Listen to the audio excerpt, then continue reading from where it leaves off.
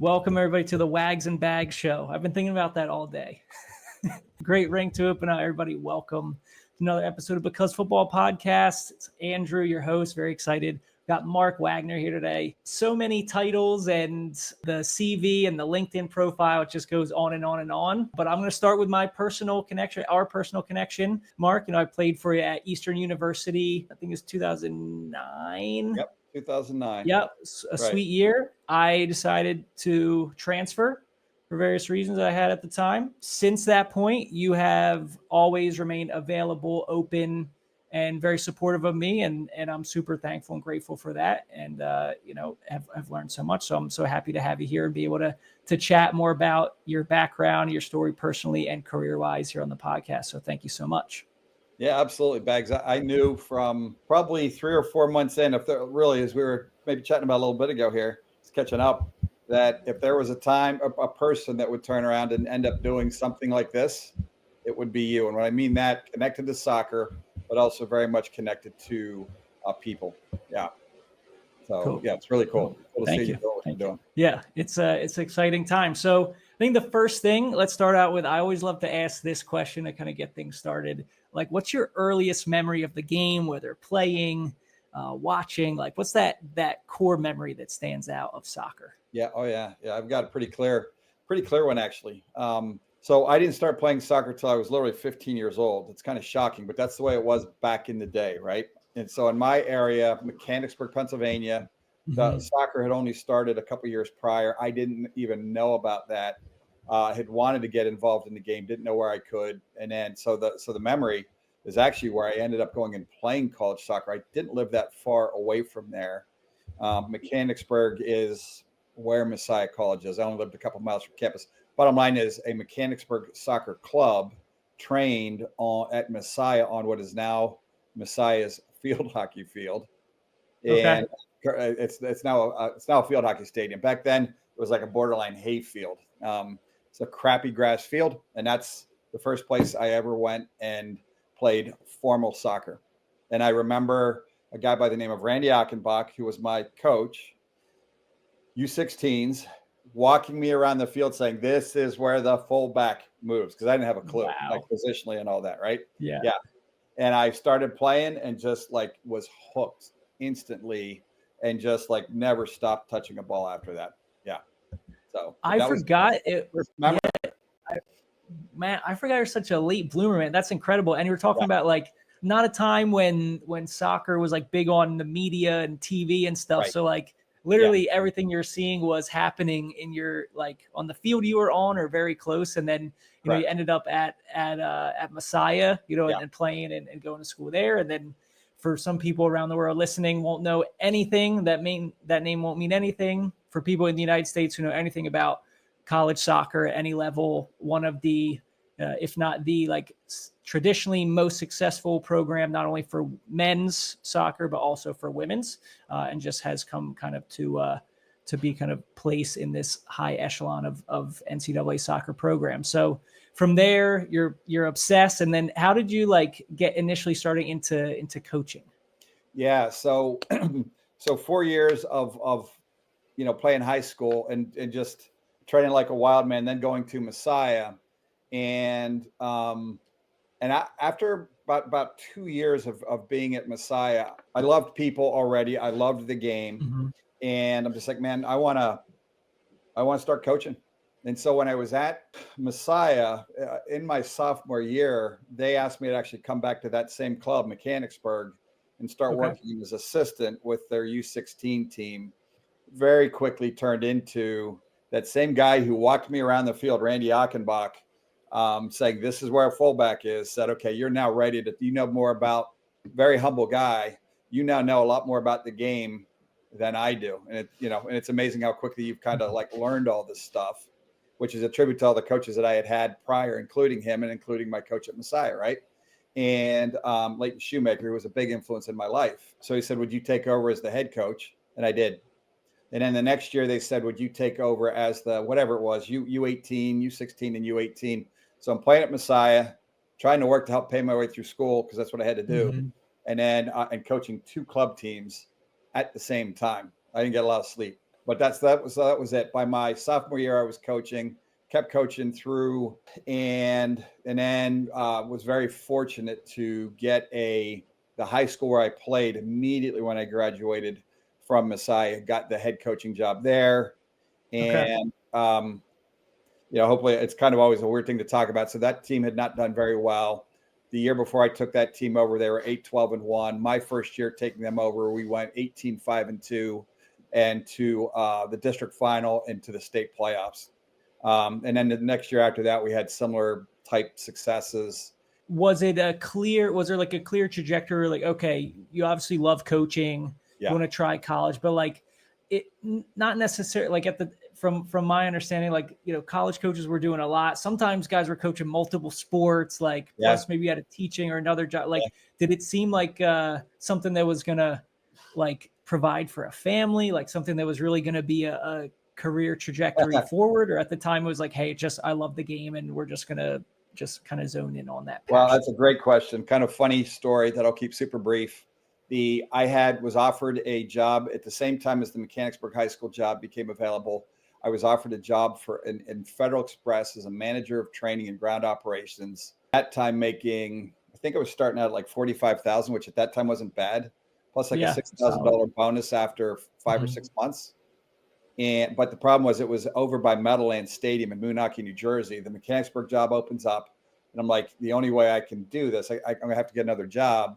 I took a job, as I call it, wearing my nothing wrong with this, but wearing my polyester stretch pants and my shirt that said Mark on it, was kept for Chemlawn Lawn Care, making $18 a year, and because I worked out a deal with them with my college degree, and I'm just out spraying lawns. But I was allowed to start doing that work at like 6 a.m, which allowed me to be done by like 2 p.m, so I could coach the high school team. Yep. So that's how I made it all work. Yeah. Yeah. So you kind of like, force it. You're like, you turn down that kind of other opportunity that probably would have been a little more comfortable financially, but obviously would have been a way different life for you. You coached at Elmira College, right, in New York.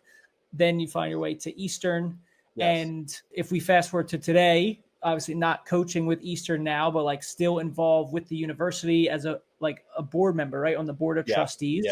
Yeah. Which I think is like an amazing step and trajectory. But I think the thing I'm curious about is like for the average person who might not be super well versed in like kind of how universities function and how they all fit together, like what do you think in your role as not only head men's soccer coach for over a decade, right, like also AD for a time, like what do you think you learned and gained from that then said, hey, like this can be well served, my knowledge, my experience in like more of an overall leadership role for the university? I guess I would say even during my time at Eastern, there was certain aspects where I had created the athletic fundraising arm, the athletic development arm prior to becoming athletic director.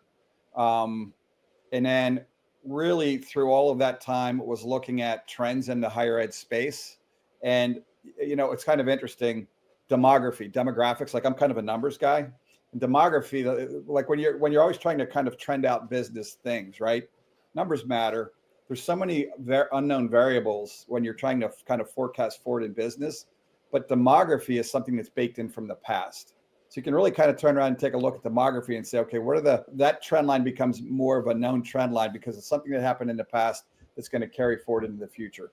And so looking back well before it came home to roost, so to speak, you could really tell that the higher ed space is going to start to face some really serious problems because there are simply going to be less available students coming through high school to then be, recruited. And that's actually now going to peak in 2025. And in the Northeast US, it's going to be the worst, but all over the country. My argument, gosh, it must have been 15 years ago, was athletics needs to have a significant role in helping to solve that problem on college campuses. But really, it was kind of turning around and taking a look at just some of the things that were happening in the higher ed space, even understanding how recruiting worked, because as a coach, you're doing as much recruiting as you are coaching. Yeah, and then 100%. You're going to be taking certain business concepts and saying, how do you pull all that stuff together? And really Eastern under a gentleman by the name of Kent Sparks, also under their current athletic director, Eric like they've really gone hard after the whole athletic recruiting thing, and it's really helped their enrollment considerably. Like athletics growth has been pretty considerable there as a result. And so we can see that, and you add more sports teams, you're going to bring more students in. But like, what makes you say that that actually is such an important part of the, the university experience? Like being a part of an athletics team and program, what does that give like a student athlete versus, maybe who isn't? Well, I'm going to majorly oversimplify for the moment in the interest of, I can talk about this for hours, right? Sure. Yeah. But if you simply want to go in a massively oversimplified way and say hard skills and soft skills, right?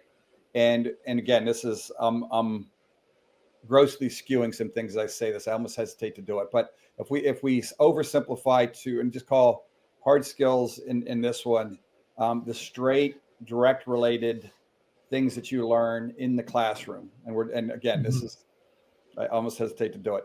And you call soft skills everything else, right? I think that in the sport environment at college, the amount of soft skills that a student acquires as a result of their sport experience, especially if the leadership in the program is good, the culture is good, the expectations in the program are really high, but in the right kind of a way, the amount of growth that occurs, I think, is massive. And so you have this academic side that's really important to really help develop young people in really important ways. But then you've got this other athletic side. And, again, I'm biased on this, but I would say it's equally as important. I think that sometimes when you're in the higher ed bubble, that's maybe a little bit hard for some people to grasp. I just think that athletics held in a proper perspective within a university, the impact can be massive. So speaking of like the kind of the soft skills, that experience for athletes, right? You've recently started Mentor Bridge Consulting, really trying to create more systems to connect alumni of universities, like the people who have gone through, been there and done it, with the student athletes, right? So could you tell us like a little bit more about kind of maybe what was those factors in your life that have led to this, and then kind of like what you guys are hoping to be able to offer to universities through this new project? So Mentor Bridge, at the end of the day, and the factors that led to it's really kind of a accumulation of everything that I've experienced through really since I started coaching and then moving into the higher ed space, being a coach, being an athletic director, then being on a couple of university boards, and just kind of seeing a process really from a whole lot of different angles. And so Mentor Bridge really at the end of the day is trying to align in its macro mission and money for universities with a goal of helping student athletes to have great mentors. And as we would call it, the mentor is really a person that played their sport. As we would call it, a person that has walked the same path that student athlete is now walking. They just did it a decade or so ago, right? They just did it many years ago. And so we're trying to give as many kids as possible a mentor opportunity directly through their sports team. But we think it's a really important thing for Christian colleges. We're really trying to connect faith into that. There's an idea in the Christian faith of discipleship. And as we would turn around and say, for those that believe in Jesus, and totally cool for those that don't, but Jesus had 12 disciples that changed the world, right? He replaced the word disciple with mentoring, and you have a framework for mentoring in a lot of respects. So anyway, but mentoring can apply from a faith-based standpoint and from a non-faith-based standpoint, of course, right? Mentoring's mentoring. And it's a really important thing that our culture doesn't do probably as much as it could, right? So anyway, that's kind of, let's call it the mission side of Mentor Bridge. The money side of Mentor Bridge for a university is when you connect your alums back into the life of the university, they're going to be more likely to actually want to engage with the university more, including fundraising and giving. And we think that we can really increase university giving by re-engaging their alums in ways that they want to be engaged, right? Yeah. The other aspect of Mentor Bridge is what we call Professional Development Network. It's something that my brother Dan created at Franklin and Marshall, and it's been wildly successful. He shared the same idea actually with Syracuse University men's soccer. They basically, with his permission, largely copied and then made it fit for them. the same concept, and it's been wildly successful there as well. And so what we're trying to do there is to give student athletes, people, professionals, that's their alumni network that are helping them think through what they might want to do with their life, and then helping them to be able to do it. And it's all kinds of really cool stuff. Mock interviews, and a whole LinkedIn network. And the goal of that is literally to help every student athlete on a team get their first internship or their first job out of college. Yeah. So pretty ambitious. Yeah. Super cool. So there's a lot of areas that I think the one thing that stuck out, what you said, is something that our culture doesn't do that well, is kind of that mentorship piece. And I agree, like, as I've been traveling so much this year, a big thing in my wife and I have really noticed is like the connections and how different generations work together. And for all the reasons we're not going to get into right now, but like, I would tend to agree that maybe we're losing some of that, whether it's within families, whether it's because people are more mobile, I don't know. But like, I think it is important to be more intentional about connecting those, because all the generations need each other to express different elements of who they are, to be like recognized and seen and like honored at whatever stage of life they're in. And I think, as you mentioned, for universities and for athletic departments, it's important not only they have the responsibility in the short term for their students that they're developing and like fostering these young people, but then what you said about connecting the alumni, it sounds like it's really an opportunity for them through having these relationships to see like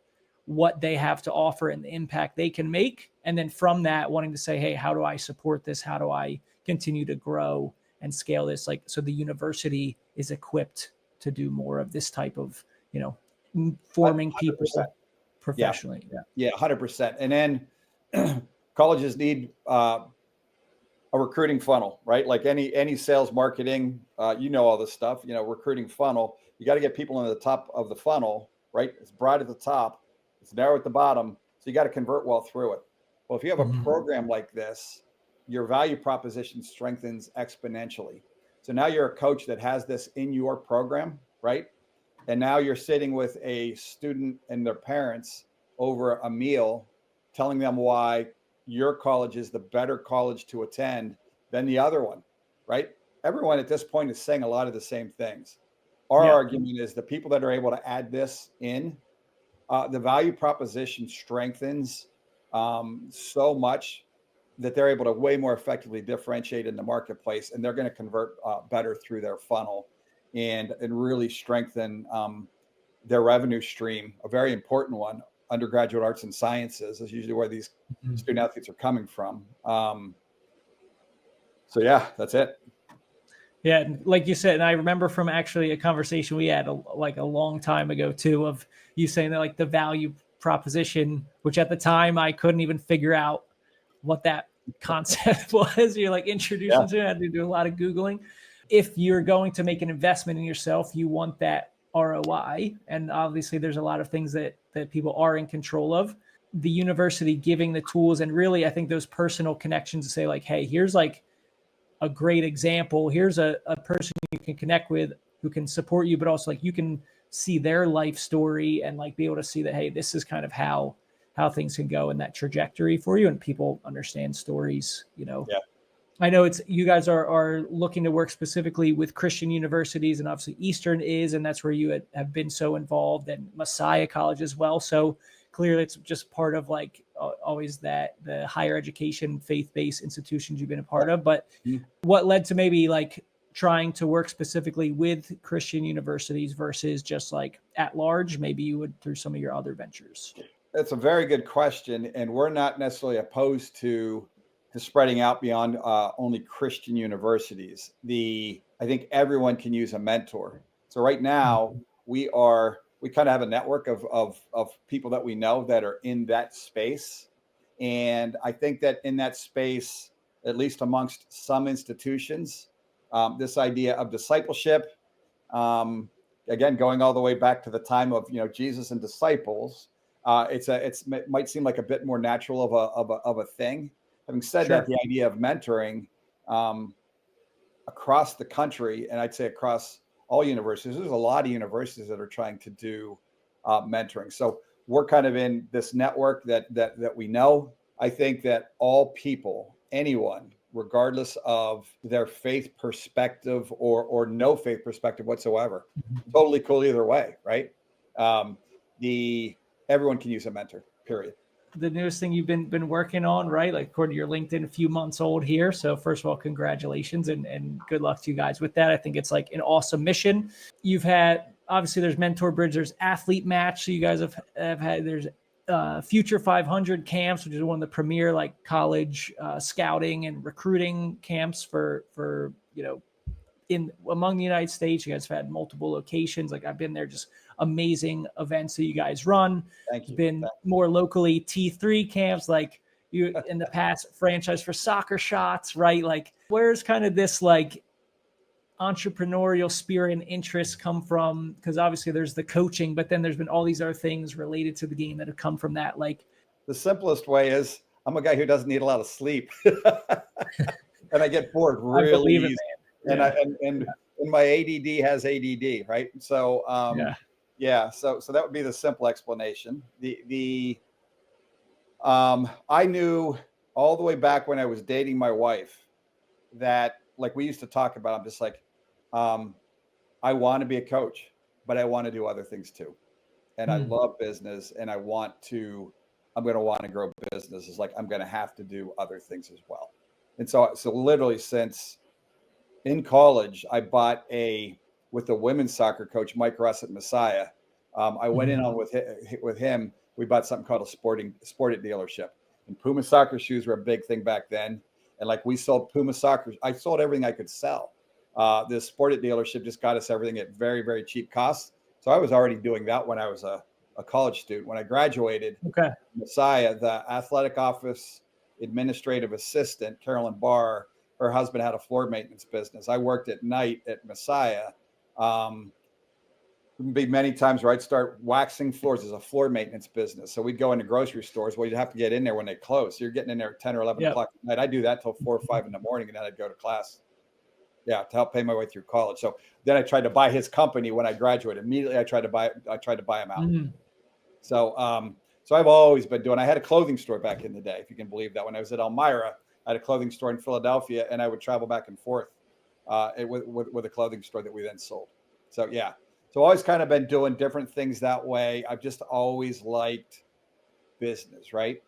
Now, as you narrow down into the more relevant businesses, there's certain things like soccer shots. I had 2 of those franchises. Those were a favorite of the owners of that company, who are friends of mine. And they had a couple of underperforming franchises. The guy that owned them didn't understand franchise valuations. It was causing issues with a lot of people. I helped that guy to understand franchise valuations, so I was able to then buy him at a realistic price. But the goal was always just to flip them. I was going to keep those long term, right? So, but that's kind of what that really was, and I was going to use that money to build other businesses. Once I sold the next game, that became Future 500. We took a bunch of the money from that to then invest into the Future 500 company, because the front end of getting that going was very expensive, right? At their core, when you go to the main ones, T3 soccer, which is really more what my brother's running. He's running most of that now. I do Conestoga High School, but there's a thread through all these: T3, Future 500, obviously Mentor Bridge, and very much Athlete Match. And the thread really is this: I was a kid who was not going to go to college. I did not plan to. It sounds funny. My dream was I was going to go to Alaska and be a salmon fisherman. I know it sounds crazy. That's what I was going to do. So, and you always can, Wags. The salmon are still there. So they are. That dream can, if you decide one day, cash it all in, get your. I'm sure. So every night you're watching that Buy Alaska show on like TLC or what it is. Looking for fish. I traded in salmon fishing in Alaska for trout fishing in a stream that runs right through Messiah College instead, right? But it was soccer. It was soccer that really, if I'm being brutally honest, caused me to say, I think maybe I want to keep playing soccer, and I want to do it at a competitive level. If that's going to happen, the only place I'm going to do it's in college. That's what led me to college. I ended up becoming a bit of an academic geek. I love to read books, blah blah blah. I've been a professor, yada yada. It's stunning to think apart from soccer, what maybe I would be doing, and my life would look very, very different, right? And through the soccer experience, especially at Messiah and Leighton Shoemaker, and a number of other people that helped to mentor me, it just completely changed the trajectory of my life, right? And so for me, soccer and the higher ed space completely changed my life, the total trajectory of my life in such positive ways. Pretty much everything that I've done ever since then is I'm like, I want to give that experience back to other people. It's driven everything that I've done my entire life. So, so the businesses are forms of that. So like if you go to Future 500, people are so surprised to hear this. They're like, yeah, you're the business guy that was just trying to figure out a way to make another buck. And I'm like, oh, that's not what Future 500 was. You want to know what Future 500 is? My opinion is that youth soccer is way too expensive in America. The growth is great. The money cost associated with the growth, we've not handled that very well. It leaves out way too many kids and families that should be benefiting from it. And so Future 500 simply was, I'm like, okay, the average cost of a camp, $600-700 to go to a camp, and you get 10 college coaches that are there at the ID camp. So if you just do the simple math on that, we just had multiple people saying we need to go to way more camps in order to be able to be broadly exposed enough to create enough opportunity, right?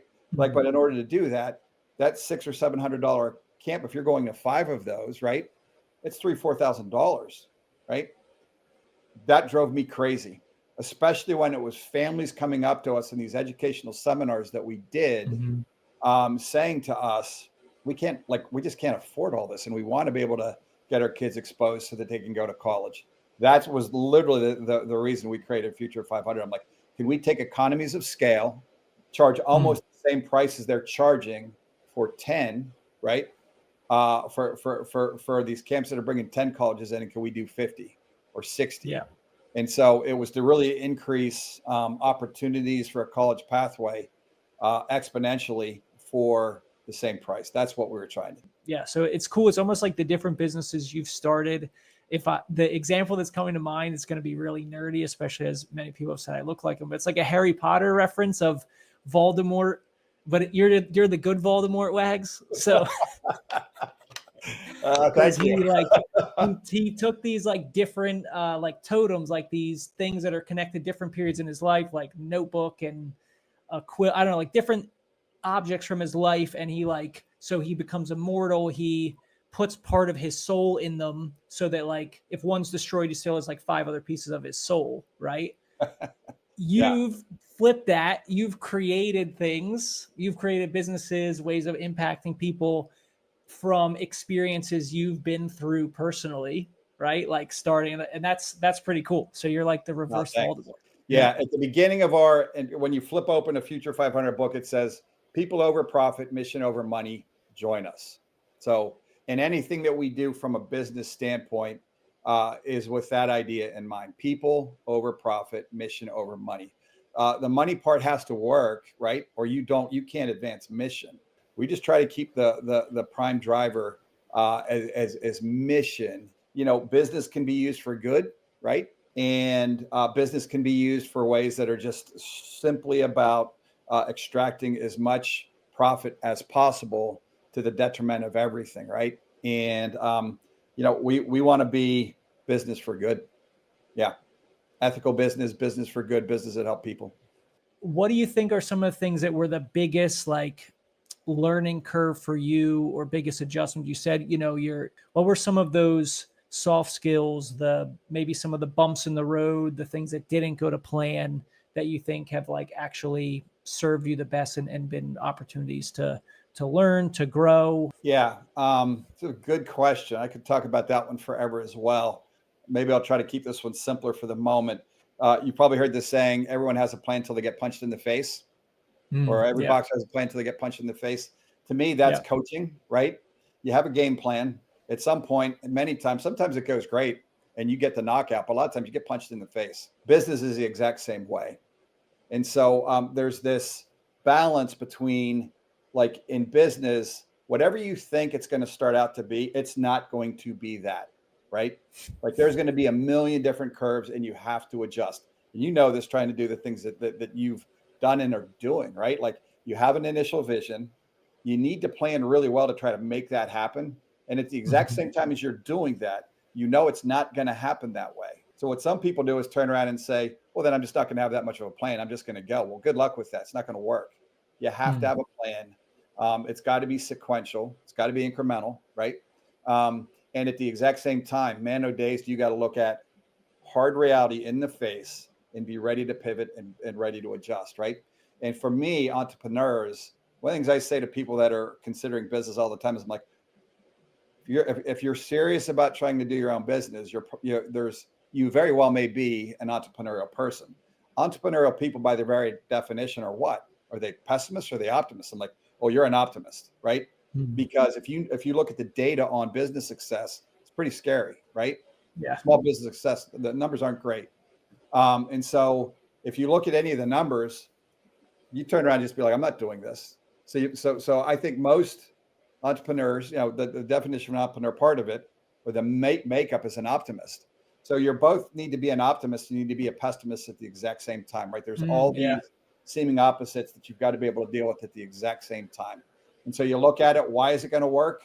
And you try to think about the reasons why it's going to work. And you got to start poking holes in all those things at the exact same time, right? Anybody that watches Shark Tank, kind of a fun show to watch sometimes, it's what those people are doing to the people with their business concept all the time. Yeah.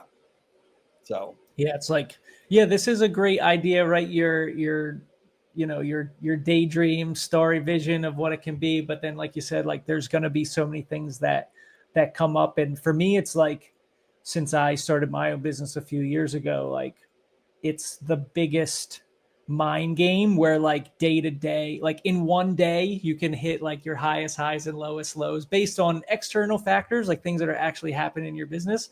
But it's also such a like drive, because especially the smaller your team is, it's like it's kind of this you against the world thing. Nobody owes you anything. It's what are you offering, what are you driving, and it's just, you just kind of got to keep pushing and fighting, and like being brave. Like you said, you say like optimist, it's like I'm trying to align with the word being like brave and courageous, because there's so much risk involved in that. But at the same time, it's like an incredible process and journey too, 100%. that I feel like I've learned so much from. 100%. It's these things where you have to put these seeming opposites together, right? So it's in business, when you talk about a strategic plan, be a planner, right? But you got to be flexible at the same time. So you're a flexible planner, right?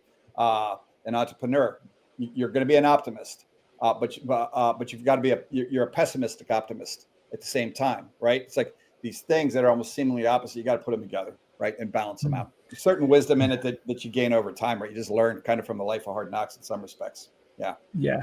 It's one thing for you to convince yourself to be that optimistic pessimist, right? But by getting other people to buy in, whether it's on your team internally, like doing the work with you, or partners who can contribute to it and collaborate with you, like what do you think is really key to spreading that and making that contagious? Yeah, it's interesting. I could answer that in a number of different ways. One, a compelling vision that people buy into, right? But another one, and this may be me getting a lot more gray, know who you are and be it. Know who you are and be it. And it sounds like a strange statement, but if you think all the way back, it's an interesting thing that you can do with people is ask them to go all the way back till their earliest things they can remember. You're a 3-year-old, a 4-year-old, a 5-year-old. What was that thing or things that you really consistently loved to do and really enjoyed and were good at? A lot of times people, when they think that through, are like, oh, wow, that's kind of still what I love to do and I'm good at, and maybe occupation I'm involved in now, right? And so I think, and again, it's definitely a faith statement for me. If you believe, like I do, that we were created by a God who then gave us gifts, then maybe we're supposed to use those gifts in the world, right? And so, and maybe those gifts, a lot of those were kind of hard baked into you at birth, right? Like we're all built and wired in different ways, right? And you just kind of grow in that over time. You know what I mean? And so anyway, know who you are and be it. And so for me, as a business owner, I need to know who I am and be it. And what that means is, I need to be comfortable enough in my own skin to know what I'm good at and know what I'm not good at, and to not try to fake being good at things that I'm not good at. And I need to turn around and hire other people that are good in those things, but they need to know who they are and be that too. And so for me, when I'm hiring people, I'm always trying to kind of look at, do they actually have a realistic view of who they are? Do I understand as best I can in a relatively short period of time, who they are, so that we know what seat to get them in, on the proverbial bus, so that we can move that thing along the right way. And so for us, it is get people that are pretty comfortable in their own skin, pretty talented at what they do, and then just do that thing unbelievably well that you're good at, and then collaborate with others that are really good at doing what they do too. And then in all of that, then we just kind of go after it pretty hard as a total team and make good things happen. Yeah. Yeah. And so for me, my thing is to do what I'm good at and try to stay out of everyone else's way and let them do what they're good at. Yeah. Is that challenging though? Because you do love to learn, you love to be involved and like you've done so many things. Is that tough sometimes to reel yourself back? Or because I get that sometimes where I'm like, I look at a task, a skill, an area of the business, and I'm like, all right, do I feel drawn to learning more about that? Do I feel like repulsed, like, oh, I really don't want to do this task, I need to find somebody else to do it?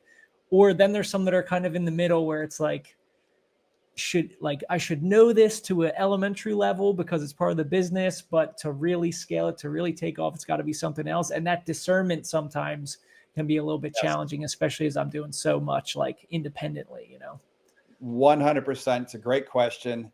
For me personally, you're describing kind of a dance and a challenge of, in order for you to grow, there's certain things you have to give up, but you get a little bit nervous at times of, well, then what if I don't know that well anymore? Right. Like that's part of it. Right. I'll hit for a moment. There just came a point in time for me where I'm like, so this is a slightly different hit, but why do I need to pretend that I'm good at things that I'm not good at?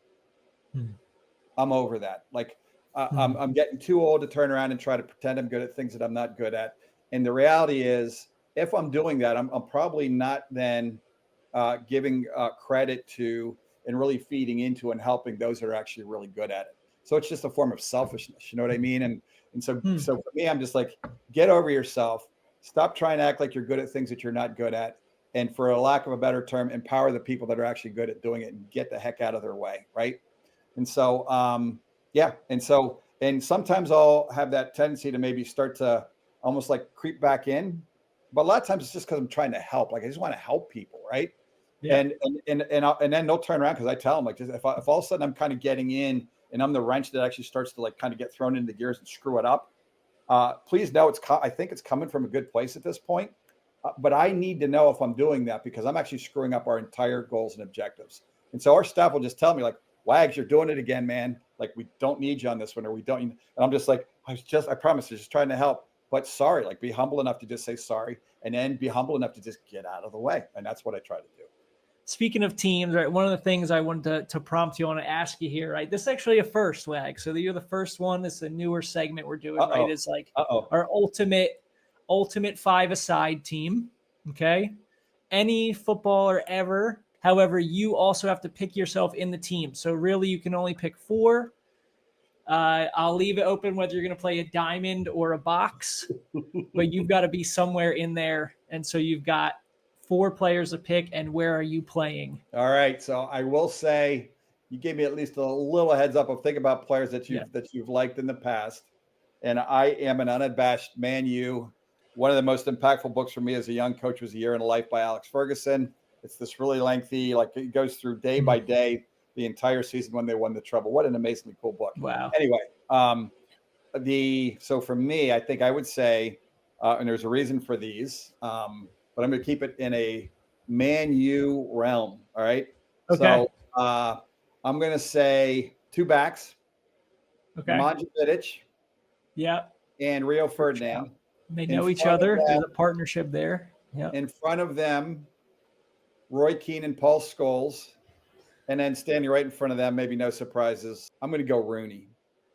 Okay. He'd be Okay. good. And then are you in goal? Now I got to put 'Cause myself you got to in there. be in there. I got to be in there. So here's what I have to do. Sorry, Paul Skulls. I'm kicking you Okay. out. I'm going to be the world's biggest pretender in the history of the world because I was an attacking midfielder. So at least you got that. But I wouldn't be fit to even put a shoelace in his. That's an aggressive, steely five-a-side team. I mean, there's not too much flair in there. Well, other than yourself, you're the creative mind here. You got Rooney's going to do a bit of everything. I think Rooney's a great shout for five-a-side because like you could realistically put him in any position, including goalkeeper, probably. Like he's one of the few guys I can think of who I'd be like, yeah, he could go anywhere as needed. So he's a great shout for sure. Vidic was fast, but he was a bit more of the steel, right? Bit more of the steel. Mentally just focused and dialed in every moment.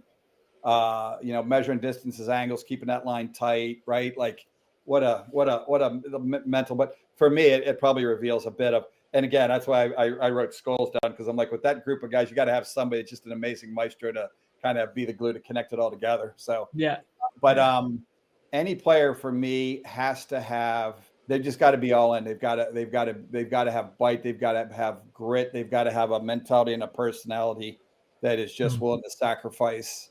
That is all in, right? Awesome, Wags. Well, thank you so much for being on the show, sharing your journey with us and kind of what you've learned and the way that we finish each episode. And I feel like there's been so many segments already that we've talked about. Answer this in one way or another, but I'm gonna make you stick to like a sentence, max 2. But could you complete the sentence because football? Because football, I have a completely different life than I otherwise would have had. That's it. Like on steroids, that's true. Yeah. Because football. Yeah. I have a completely different life than I would have had otherwise. I'd have been salmon fishing. Exactly. You'd be with Grizzly Adams and the salmon up in. There you go. I might have been frozen to death by now, right? Yeah. Yeah. I don't know. And here you are talking to us. So I guess football's done one good thing there for you. So brilliant. Well, thank you so much, Wags. I appreciate it. We're going to share your LinkedIn so people can reach out. All right. Awesome. So cool to be able to connect. And as I said at the beginning of this, if there's someone doing what has happened, what you are doing, going all the way back to your time with us, I'm like a person who loves the game, has a great brain for the game, and a great heart for people. And so really cool what you're doing. Thank you. Appreciate it. It means a lot. So, and thanks for not only being on, but for the role you played as a mentor for me. So it's been awesome to get to this point, and look forward to the next chat and follow up whenever that might be to see how things have progressed. But to everybody listening, watching, thank you guys so much for giving us your very precious time, and hopefully use this conversation to go breathe some life into whatever you're working on or create a new idea or something like that. I think there's a lot of awesome creative kind of inspiration, energy here, and bravery and that optimistic pessimism to do whatever is in your heart. So brilliant. Thank you guys so much. And we'll see you on the next episode. Peace. Thanks, Pax.